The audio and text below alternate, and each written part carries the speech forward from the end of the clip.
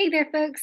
We are going to be going over what is in Module 2 today for our Week 2 check-in. So I'm going to share my screen and we'll get started real quick. Hope you guys are off to a good week so far. We have got our first, I would say, like, big set of vocabulary words that are coming up in this lesson. We're going to be going over the elements and principles, or just the elements, actually, sorry, this week, the elements of design. And these really set up the ground for a lot of our discussions for later on, and just a lot of our, like, I don't even really want to say vocabulary, but just the language that we use to talk about artwork. And this lesson will be really, or just these lessons in general, will be really helpful towards your final projects and your final paper, or not final paper, but your art analysis paper that's coming up. That's really, really based on a lot of this like formal stuff. So just to kind of recap on lessons 1 and 2, we went over some vocabulary that was subject matter, form, and content. And we know that the subject matter, that's what it is that is visually being represented in an artwork. It doesn't have anything to do with the meaning. It's just what is visually there. And then we talked a little bit about form in lessons 1 and 2, where form is being more descriptive about what the subject matter is. So that's what lessons 3 through 5 really tell us is, not only is it that we see, let's say Starry Night, for example, we see, the stars in the sky, we see the village down below, we see like the swirling, wind that's happening there, but it helps us to describe that in more detail and more specifically, like how the elements of art are being used. So elements of art are things like color, shape, and line. And in these lessons, we get really specific into how to identify those things in an artwork, and also how to, see if they're working well together. So that's what lesson 2 has, or module 2 has in store for us. If we go to our modules page that I've got right here, and in our modules, there we go, you'll see module 2 is open. At the bottom where it says the due dates for everything, we can see the only thing we've got due this week is for us to complete lessons 3 through 5 in Edpuzzle, and for us to complete our line 3 drawing discussion. Lesson 3 line drawing discussion. So if we click into this, we'll see we've got the Edpuzzle folder right here, and then we've got our PowerPoint if you'd like to follow along with that as well. And our lesson 3 line drawing discussion, I'm just going to go over those instructions quickly, just to give you a better idea of what those are going to look like. So the lesson 3 line drawing, what you are doing is actually creating an art piece for this, but you don't really need anything except for like pencil and paper. That's you can go above and beyond if you'd like to, but that's all you need for this project. So lesson 3 explores different variations and qualities of line, implied, psychic, gesture, contour, for example. And this assignment investigates the expressive qualities of line in the work of art, in the work of the artist Sol LeWitt. So who was Sol LeWitt? Sol LeWitt, he died in 2007, studied originally as an architect, and then realized that while he planned the structures he designed, he never actually built anything, which led him to create and explore more conceptual artwork based on this understanding of, kind of creating instructions for someone else to build. So he began writing these instructions for not buildings, but for wall-sized drawings and paintings that would be used in museums and the staff would create. So for example, in the Beckler Museum in Uptown Charlotte, they own Sol LeWitt's wall drawing number 995.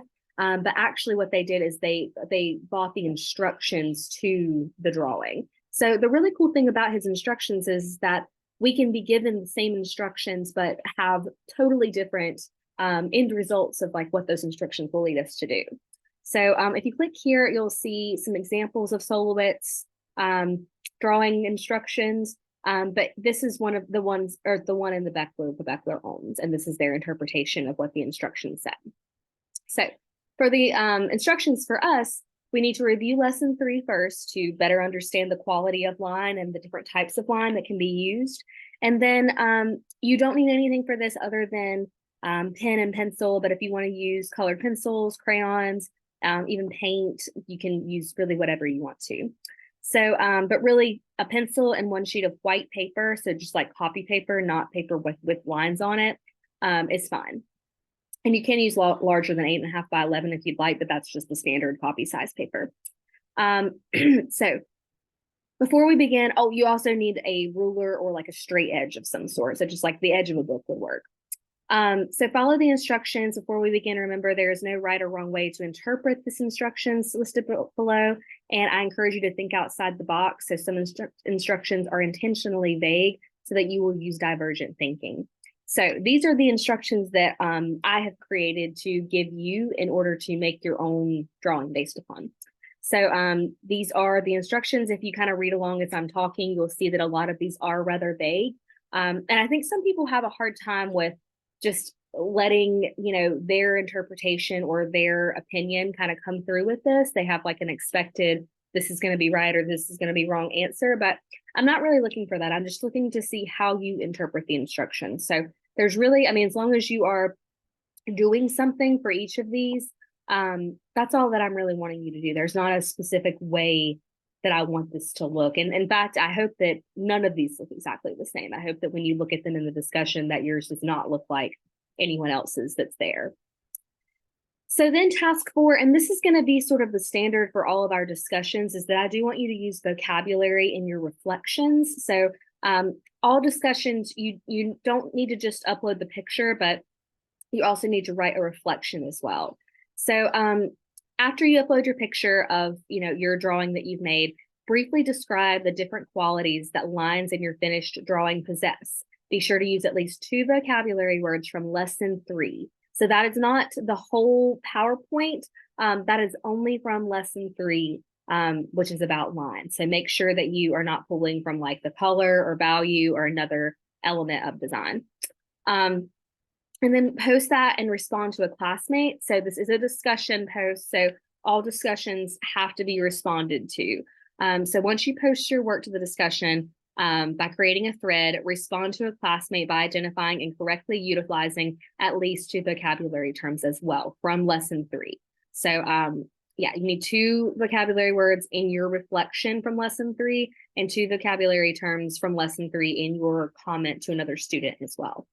But that's all that you have for this week. Please make sure that when you go to upload your picture that you're not adding like a link to something or just your text in general, that you're not like linking to your Google Drive or Google Docs. A lot of the times I don't, the person doesn't give me access to those files.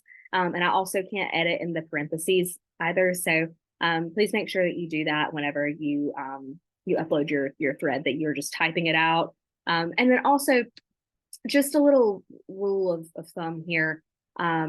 Please make sure that when you create your thread that, I'm just going to go in it like I'm doing here. So I add my subject, that can be whatever. Do the little drop down that's here and just spell check real quick with the ABC checkpoint thing. It just helps me out a lot. And it also just helps me know that like you're taking this assignment seriously and that you're not just like, typing and then, not even reading back through what you've written and then just submitting it. So that's a quick thing to do, but just spell check there. It'll say no misspellings found if there's no errors, but then it'll prompt you to change, if there is an issue. Other than that, that is all that we have due for this week, is to review your lessons in the Edpuzzle folder and then to complete your line drawing discussion.